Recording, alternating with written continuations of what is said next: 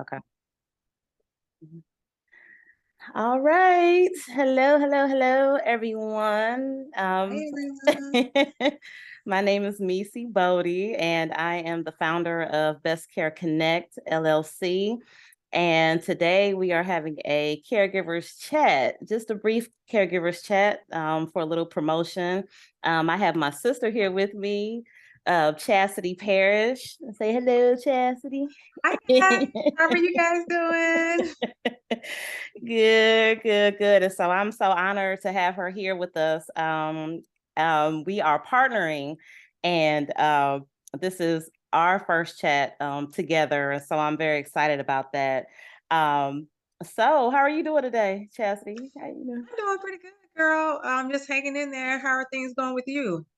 Things are going well, hanging in there too, staying busy, God is good. So I can't complain. Can't Look, I can't complain. complain either. God is definitely good. Definitely good. He is. So we are excited today. We have a mission and a purpose. And so we're going to talk about our businesses and what we do, just briefly. Again, I'm with Best Care Connect LLC, and we just want to celebrate this um, coming out. This is like a coming out party. So I'm Yes. going to put up a little, I don't know if you guys can see that. It's kind of like a The emoji. I see it, yes, girl. the Look, that little emoji. Yes. party hat. Come on. Right, I'm gonna put one up too. right. Yes, yes. So this is our coming out, and we want to celebrate. We want to celebrate, businesses, women minority businesses, and all of that. So let's get into it. So Best Care Connect, our mission is to provide quality care and safety to individuals with disabilities by being an extension that will help unite them into an accepting culture and society. So Best Care Connect, we service individuals with disabilities. We advocate for people with disabilities. Um, I actually care for a loved one who has a disability. And so this kind of birthed out of my growing pains as a caregiver and caring for that person. And so that's how Best Care Connect came about. And so, how do we do this? We do it by providing the best tools and resources to individuals. We want to empower families, service providers, in the community through service and commitment. Okay, so hence best care. Okay, so we want to try to provide the best care um, all around, to our individuals with disabilities because they need it, and they deserve to have that best care. And so I'm going to pass it on to my sister, Chastity Parrish. She is with the founder and CEO of Roadmap to Balance for Moms. Okay, so that's Roadmap, ROADMAP, the number two, balance, the number four, moms with a Z. Okay, so don't get it twisted. All right, because she will check you for that name. That's funny. That's funny. Thank you for the introduction. So, like she said, I am Chastity Parrish. I'm the owner and founder of Roadmap to Balance for Moms. And so this my mission. I'm gonna start with my mission. So my mission is to coach women, moms, and even just parents on helping them to become resilient, really, and aligning themselves on practicing taking active roles and protecting their well-being in order to be productive in their many roles that they're carrying. And this can be, if they're a caregiver, when they have, if they have children, whether or not they're a spouse, just in their different situations. And for me personally, I struggled for many years not taking care of myself in the many hats that I wear. We have 5 children. My husband was in the military many, many years ago, and I struggled with self care. And so I got burned out. I was stressed out, overwhelmed, struggled with anxiety, depression, just different things like that. And I just really just flatlined, and I wasn't taking care of myself. And so that is really what birthed my business. And then also how me and Nisi kind of connected is, we have a son that has special needs, and I'm a caregiver. I'm a part of being a caregiver for my son, and so it's really important that that self care is priority in my life because I struggled so many years with not doing it. And so what I do is in the different things that I do, I help, moms and I help women, I help parents in general, help them plan and just prioritize like everything that they need to prioritize so that they can ensure that they're meeting their needs because they're juggling many things. Meet their needs in regards to self-care, meet their needs in regards to not burning out, meet their needs in regards to minimizing the stress because we're going to be stressed. That's just a part of, our lives, but how to minimize it and how to come up with different creative and practical ways to manage those things so that you're not so stressed and you're not so overwhelmed and you just don't you don't completely burn out. And so that's what I do. I help people create self-care plans, and then I help you just organize different things within your household, within your life, so that you're just not just winging it. You can't wing it. You really can't wing it. I know You some really people can't. try to do it, but over time you just really just get burned out trying to wing it. And so Mhm. that's kind of what I do in a nutshell. So, That's wonderful. Thank you so much for that, Chastity. mhm. Because burnout can come upon you. It's like the thief in the night. Like it can just creep upon you and you not even know it. And you next thing you know, you yelling and hollering at everybody, looking at everybody like they got three heads, and you just get agitated, really easily and don't know why you're being agitated so easily. It's because I believe that's part of burnout. Yes, absolutely, it is. Like I've lived it. Like I've snapped at my kids and I'm frustrated because I know that I haven't done what I need to do to self-regulate, regulate myself, to regulate my emotions, to regulate my anxiety, to regulate my stress. Like if we're not taking the time to regulate ourselves, I mean, those things happen. Like we do snap at our kids. We do, tend to say things to them that we don't really mean, even to our spouses or significant others or even friends. We lash out because we're not taking care of ourselves. And we don't want to do that. And I know sometimes we can't control it, but we want to minimize as much as possible. So Absolutely. Absolutely. So let's kind of let our hair down a little bit. So we explain a little bit about our businesses, and we just want to let our hair down, let our wraps down. If you I all know out that's there right. have wraps, right? However you want to flow, that's right. Okay. Absolutely. So we just want to kind of talk about how we met. Okay.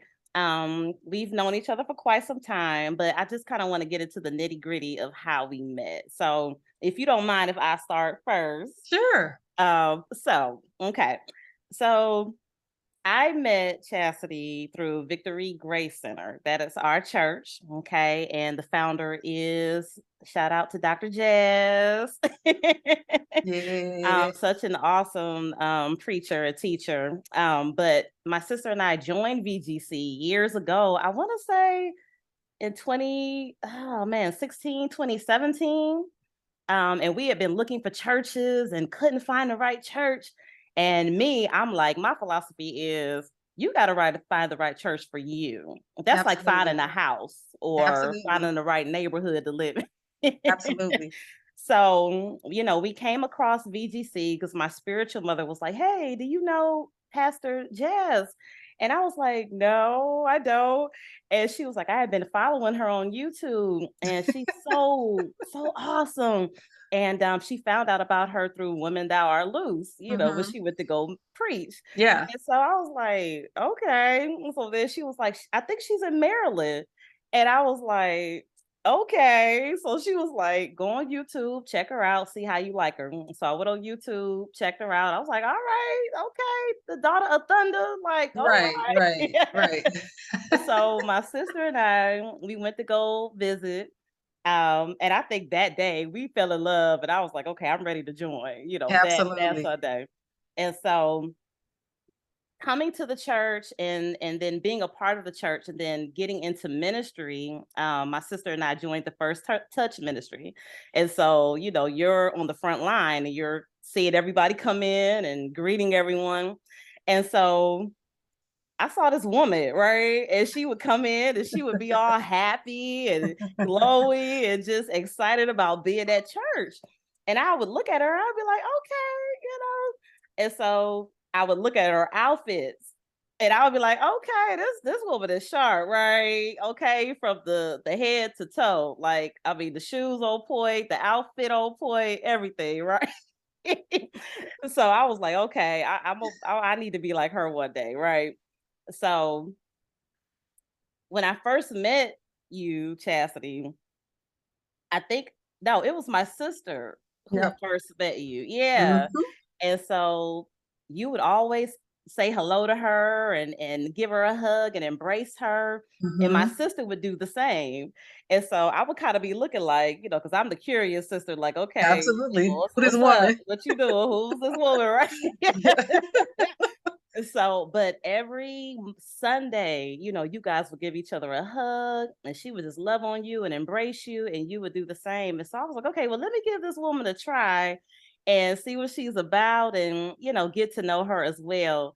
And so that's how I met you, through my sister, Yep. because she was comfortable around you and you were just so loving and excited to not only be at the church, but be around her. Yeah. And so, it was history, from there, Yeah. just a growing relationship. So, Yeah. yeah, yeah. Yeah. So what about you? So for me, it's kind of the same thing. Like, Mhm, I met your sister, and so your sister, when I first saw her, she would always come up to me and hug me, mhm, and I love the fact that she wanted to hug me. Like, I mhm, was like, oh my gosh, she wants to hug me. Like, I love the fact that she wanted to hug me.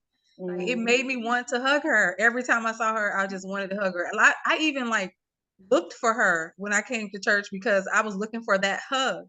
Now, mhm, I'm not like a super duper affectionate person. I like affection, but I wasn't a super duper affectionate person. So when I noticed that she was giving me hugs, every time I saw her, mhm, um, it just made me want to hug even more. mhm, And so I felt like, it just made me feel like special. It made me feel loved. I was just like, oh my God. When I got to church, I was like, I know I'm going to get my hug today. I'm uh, about to get my hug today. And it just really made me feel a sense of connection to your sister. I don't know what it was, but like I felt mhm, connected to her. And I don't know if it's because I have a son that has special needs too. So it was just like that connection between me and her. Like I would always, just be like, you go girl, just always, mhm, trying to encourage her and we would just hug every time we saw each other. And mhm. so one day I just asked her, who was she here with? Because I didn't even know that you guys were sisters. Oh, really? And she told me, she said, my sister, Misi. And I was like, okay, well, where's your sister? Although you was up there, I just didn't know that you was her sister. And so she showed me who you was. And Mhm, then from there, me and you just kind of had a natural connection. I kind of think mhm, we kind of started talking. I was like, I just love your sister. I came up to you. mhm, We just kind of had a connection. We conversated.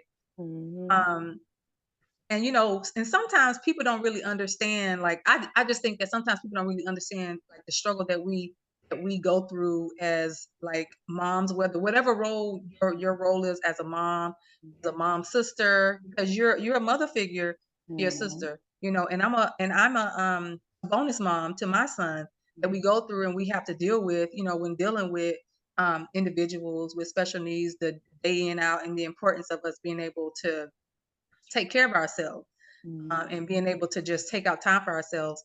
But that's really what connected me to her, is because just the love that she gave, and I was just always looking for that hug, looking for that mhm, small conversation, and just I was excited to give her that hug every time I saw her. So that's how mhm. we did. That's how I saw how we connected, and me and you just kind of just connected on from that. Yeah, So yeah.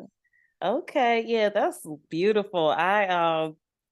My sister is, for all who don't know, my sister has a mild intellectual disability. She has right. IDD, and the only things, the things that she kind of struggles with is, with reading sometimes and dealing with money, math and kind of like your core subjects. Hmm. But she's very high functioning, when it comes to um meeting people and being functioning in society and taking on like vocational domestic type Yeah. things. Like she loves to clean, she can do for herself. And Right. so my sister, she loves people.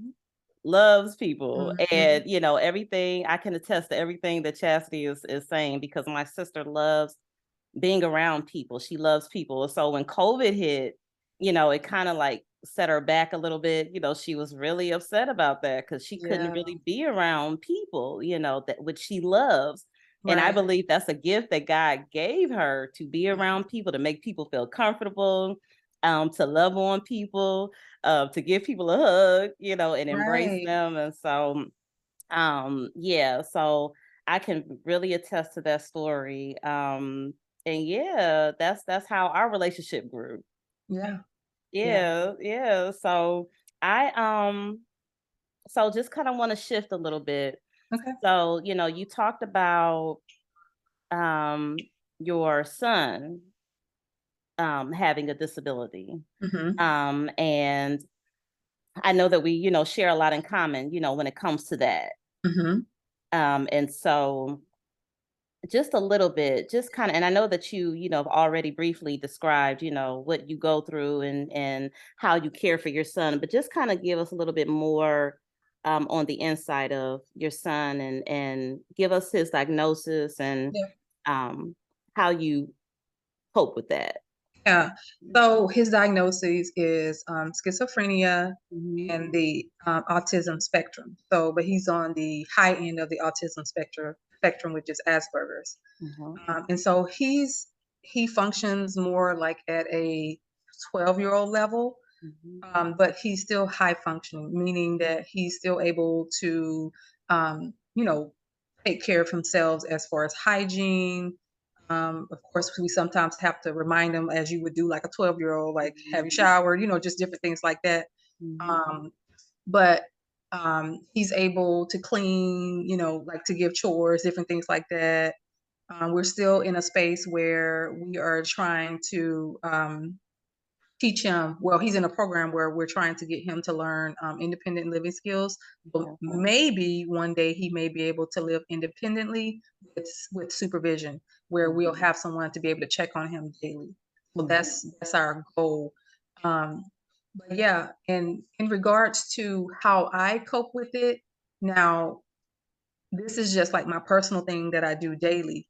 Like I pray daily. It's just part Mhm. of my routine. That's part of my like it's like me getting up, brushing my teeth. Like I Mhm. pray every single day. I have to have my relationship with Christ, because sometimes whenever he's on a down cycle, that can have an effect on me. That can give me anxiety. And I'm pretty Mhm. sure it gives him anxiety. It gives our household anxiety because we have other children. It gives my husband anxiety because we're having to monitor him even more, because it can become, a whole different situation. Mhm. But for the most part, I have to definitely keep prayer in my life. I have to create a calming environment, meaning just trying to keep it, keep it peaceful.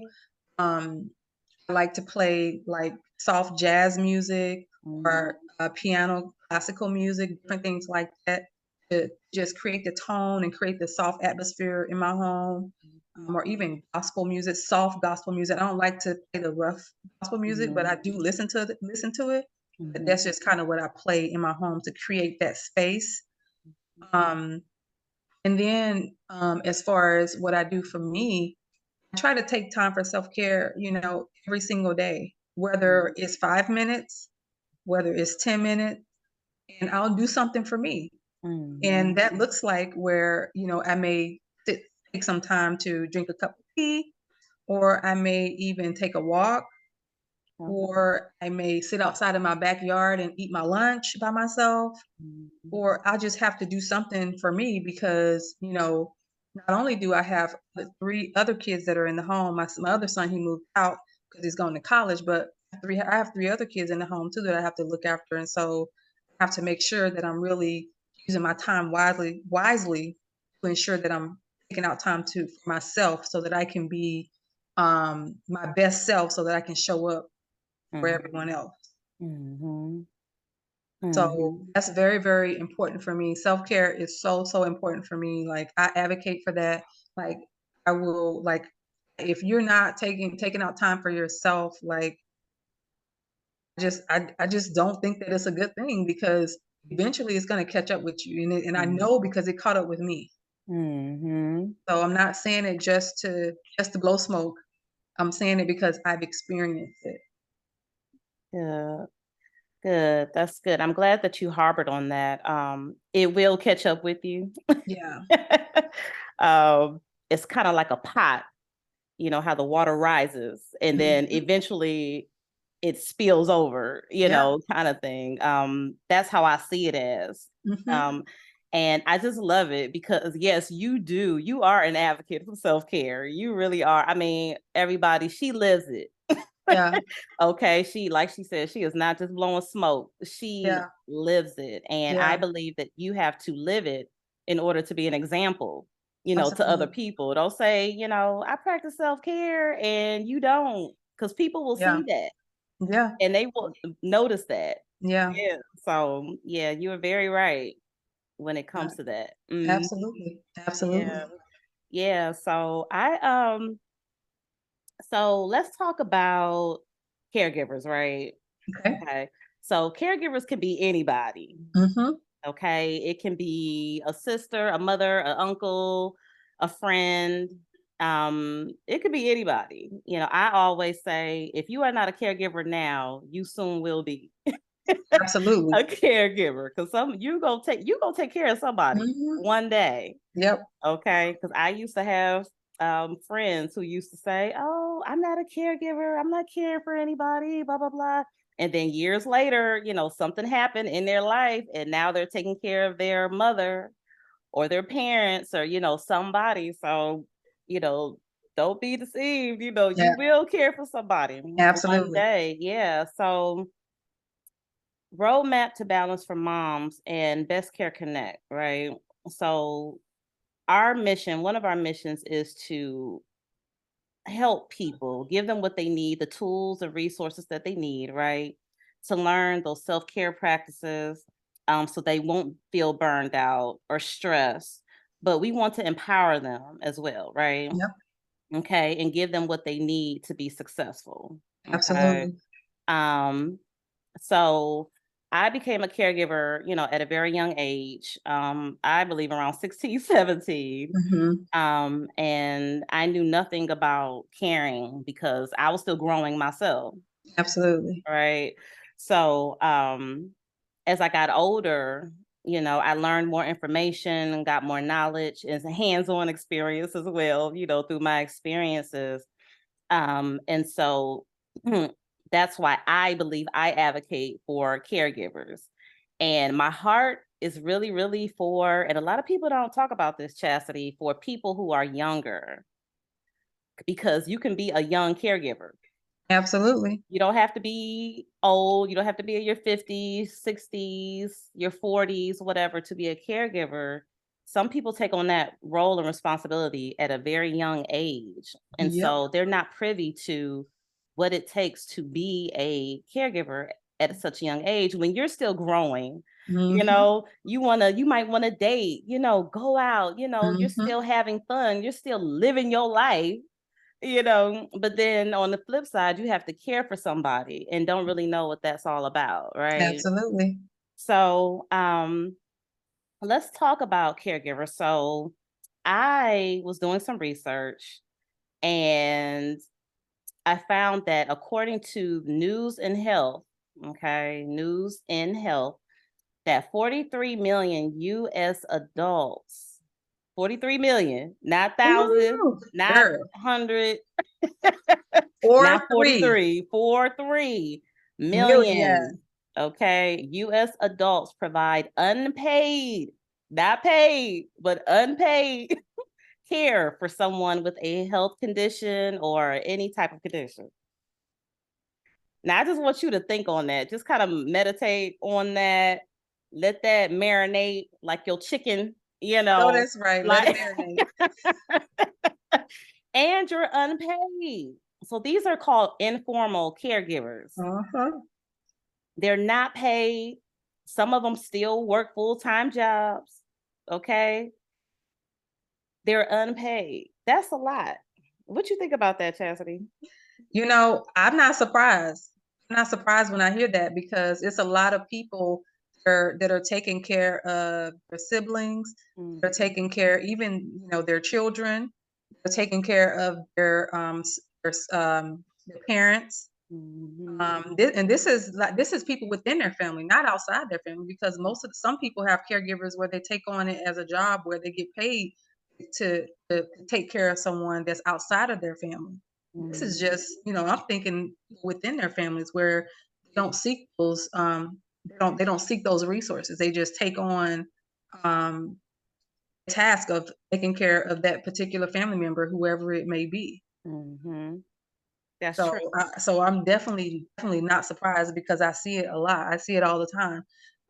I Years ago, I used to work in mental health field, and so I saw it a lot. I saw Mm. it a lot. So I'm definitely not surprised. Mm. I wanted to add on to that. Like I was doing a little bit of research too, and I found that in the psychiatric times, Mhm. 53% of caregivers has it's been shown that there's been a decline in their health, meaning Mm. that they're not taking care of themselves. Mm. And out of that, 70% of them are struggling with their own mental health issues. So these caregivers are struggling with their health and they're struggling with their own mental health because Wow. of the lack of self-care. Mhm. Because they're so focused on, making sure their family is being taken care of or the person that they're caregiving for is taken care of, that they're losing the focus of making sure that they're straight first, making sure that Mm. they're taking care of themselves first and meeting their needs first. And a lot of times we don't think about like your needs. It doesn't mean that you don't have to like go out and spend money to do self-care. It Mhm. can be small, simple things that you can do at home, and people don't realize that can help so much with your mental health, and it can help so much with just your health in general. So yeah, when I did some research too, and I saw that, and I was like, wow, that's so interesting. But I'm still not surprised at Mhm. those stats. Mhm. I agree. I Yeah, agree. I'm glad that you brought up the point that you can even find ways at home to practice self-care. yeah, And we're going to talk about that a little bit further. But yeah, those numbers are staggering. They're rising, continuing to rise. hmm, And I just think in the next 5 to 10 years, yeah, those numbers are going to increase even the more. That people are going to have to leave their jobs. Case in point, I've done that yep, before, um, to care for their loved one because as a caregiver, and I don't know if you felt like this before, Chastity, you feel like nobody can care for your loved one like you can. And yeah, and that was one of the misconceptions that I had as a beginning caregiver. I was like, can't nobody take care of my loved one like me? Like, I'm not hiring nobody. I got this. I'm good. yeah, And then when I didn't seek that help and I didn't lean on other people or other resources, I began to experience that burnout. yeah, Yeah. And so there are a lot of resources out there, a lot of people who will help. Okay. A lot of people who will take the time out to pour into you so that you can get that relief because you gonna mhm, need it. yep, You definitely gonna need it. So, businesses like yours, businesses like mine, organizations, they're out there to help, yeah, in the best way that they can. And all the more better that we have that hands-on experience. absolutely. That this is not just like you said, smoke. No, it's This is not not smoke. something that we haven't lived. This is real life. This is real life. Real Real life. life. Yeah. So that's good. So let's see. I also looked at a stat as well. So caregivers, most of the time we talked about have full-time jobs, Yep. okay, or even helping their loved one or whoever they're caring for on Mhm. top of the full-time job. Um, some of the things that they're doing are preparing meals, taking them to the doctor, the hospital, bathing them, dressing them, um, teaching them those skills that they need to learn to become more independent, like your son. Mhm. Um, Managing insurance, the financial aspects of things, which can be a Mhm. lot as well. And the list goes on and on. But you also mentioned, Chastity, about emotional support as well. And so, because you're pouring so much into that individual, you're being depleted. Yep. And sometimes don't even recognize it or even know it. And so you have to be that person's coach. You have to be that person's emotional support in order to get them through the day, right? Mhm. And then at the end of the day, you going into your room, closing the door like, oh my goodness. I don't know about you, but not only with that, I'm an introvert. So I'm like, I gotta take out some time to myself, right? Yeah, A lot of time. So what do you absolutely. think about that, Chastity, about that emotional support that has to be given? I think that for caregivers, I think that emotional support is definitely crucial, and Mm, it's definitely needed. Like, I definitely advise caregivers to connect with local caregiver support groups. mm, If they're not if you don't have a coach to help you through these processes, you know, join a caregiver support group. There are plenty out there to help you get through certain things, certain questions, certain situations. Because a lot of times you're not even aware that you're struggling. You're mhm, not even aware of it until mm, you actually crash. You're not even mhm, aware of it because you're running off of fumes. You're running off this high anxiety because a lot of people can function off of high anxiety. We can function off of it. Keep mhm, going like nothing's happened. We're just functioning. We have this high anxiety, and then one day our body just crashes, and then you can't move, and then you go to the doctor, and they're like, "Yeah, you just crashed. mhm, Your body, you haven't been listening to your body. You've been ignoring all the signs. mhm. Now you're on bed rest, and you can't move." Yep. So I think it's important that you connect to a caregiver support group, even talk to your friends, like your friends that you trust, like talk to them, take time out to vent to them, having a conversation with them. It doesn't mean you have to leave your home. You can go out in the backyard and do a FaceTime chat with your Mhm, friends. mhm, Like it's really you just have to be creative. You got to mhm, think outside the box.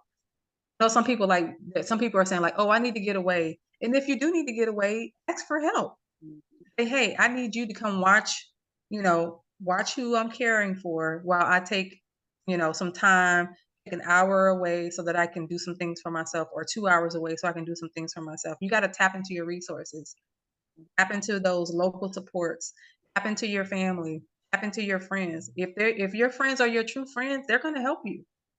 mhm. You will know who your true friends are when you're in a struggle. That is so true. And and that's it.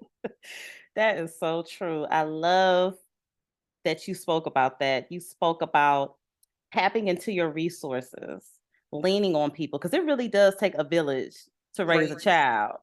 I And to mean, and to the raise help. to caregive. It's a caregive. Yeah, absolutely. It takes a Mhm. village. And rather than do this on your own, tap in. And I love how you put support groups out there, because there are support groups out there, case in point, and coaching, Yeah, like you do. And yeah, um, people will be there for you. You just got to ask for the help. you sure do. Like, you gotta let go of the pride and ask for help. Like, I Yes. was I was one of those, Imma say moms, women, whatever. I was too prideful. I didn't wanna ask for help because I figured I can, wear my cape, be Supergirl, Superman, and wear my cape and do it all, and that did not work. So, you Mhm. gotta let go of that cape, let go of that pride, and ask for help. Ask for what you need. Like, you have to start asking for it. If you want your needs met, you have to start asking for it. Because if you don't, Absolutely. nobody can read your mind. Mhm. We got to start asking for what we need, what we would like, and even if it's from our friends or from our significant other or from our children that's within our household, if they're old enough, say, hey, can you help me with this? Or, whatever. Like, we have to start Mhm. asking what we need. Right. Absolutely. Absolutely. And so I just love how, you're such an advocate for that. Just supporting families and mothers and, just anybody who needs that help, and as Yeah, well as, Best Care Connect, we want to advocate for absolutely. all aspect of that person, Yeah, because there's so much to you. It's the emotional well-being, the yeah, social well-being, the mental, the spiritual, the soul, part of you. And so you need people to build those aspects of you in yep, order to make you stronger. yep. Right? Would you agree with that? I definitely agree. You need a support system. You need a tribe. Mhm. You need a tribe of people that's gonna help you through these processes, help you through Mhm. these situations. Whether Absolutely. you're tapping into your church, whether you're tapping Mhm. into a company or organization that provides support, or provide respite care if you're a caregiver, Mhm. like, you need to tap into that. You need to tap into programs that's going to help with um, living skills, any type of skills, vocational skills, different things like that, that's going to help your caregiver to be able to grow in the areas that they need to grow. Mhm. Like I said, tap into your support groups. They can provide you with resources and stuff too that they've used, and you'll be able to connect with like-minded individuals, like-minded people, that may have gone through some of the same situations that you have gone through, and they may have something that you're looking for. They'll share it with you in those support groups. Absolutely. Yeah. Absolutely. So not giving too much away, Chastity. Okay. So we kind of want to, and this was an awesome discussion. Yeah. I'm so thankful. Thank you, for this discussion because, I'm feeling empowered, just chatting with you, Yeah. and I know that we'll have more and more to come. Yeah. So we're kind of gonna shift a little bit and kind of close it out. But what I want to say is, Best Care Connect's job is to partner with other businesses, other organizations, like Chastity's business, okay, roadmaps, okay, for moms, Yep. to balance for moms. And so we all want to partner together and create that tribe, create that unity, Yep. okay, to help other people. And so we need to advocate for people who need it, right? And Absolutely. so we partner with other businesses in order to spread the word, about helping individuals, Right. again, who need it. And so until next time, Chastity and I, again, I enjoyed this chat with you.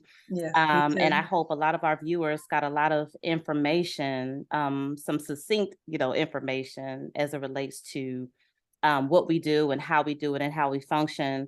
So, how can the viewers get in contact with you, Chastity? Yes, that is a great question to ask.